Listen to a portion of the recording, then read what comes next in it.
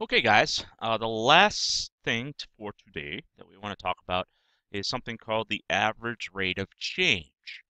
Average rate of change is very similar to slope, okay? So it's going to be similar in which we're going to take the difference of the y's over the difference of the x's.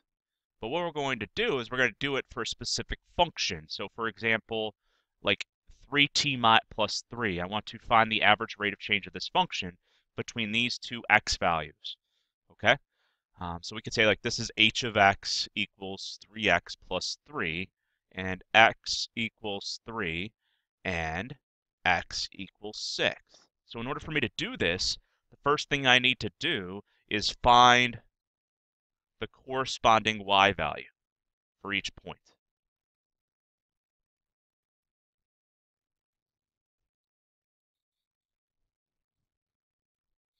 For each x. Okay? So in this case, we're going to plug 3 when x equals 3, or when t equals 3. We want to find out what y is. Okay? So what we're going to do is we're going to plug 3 in place of t, or x, depending on how you guys think about it. So I'm going to do 3 times 3 plus 3. So I put the 3 in place of this x, or the t. So I get 9 plus 3 equals 12.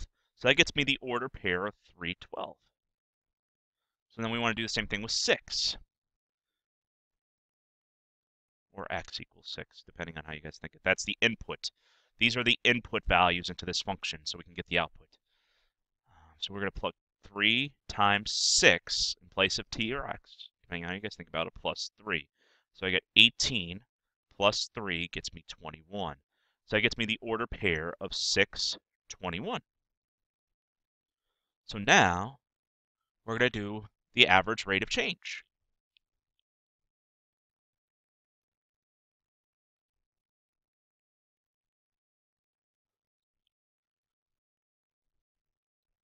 Okay, so it's the change of y over the change of x. So I'm going to take, doesn't matter, I'll say this is x1, this is y1, this is x2, this is y2. So I'm going to take 21 minus 12 over 6 minus 3. So all I did was put 21 in place of y2, 12 in place of y1, 6 in place of x2, 3 in place of x1. So I get 9 over 3, which gets me 3. So what this means is that when I look between these two x values of 4 and 6, the average rate of change between each unit, so each unit basically increases 3 inches per unit, or 3 units per unit. So as I'm going this way, it's going in this direction 3 over 1 units. That's what that's talking about. And we're going to focus more on what this means on the next day I see you guys. So in this case, x equals 5 and 8. So I'm going to do, when x equals 5, I want to find out what the value is. So I'm going to do 3 times 5 cubed plus 1. So I got 3 times 1, 25 plus 1. So that gets me 375 plus 1, which is 376. So that gets me an order pair of 5 and 376.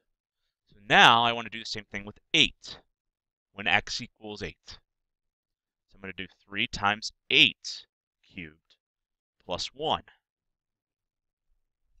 So 8 cubed is 512 times 3 plus 1,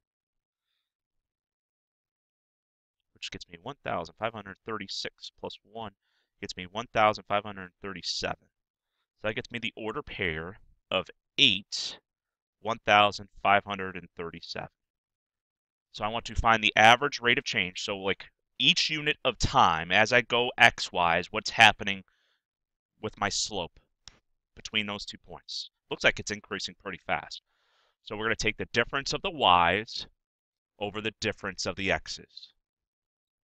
So I'm going to take 1,537 minus 376, the difference of the y's over the difference of the x's. So 1,537, 8 is associated with it, minus 5.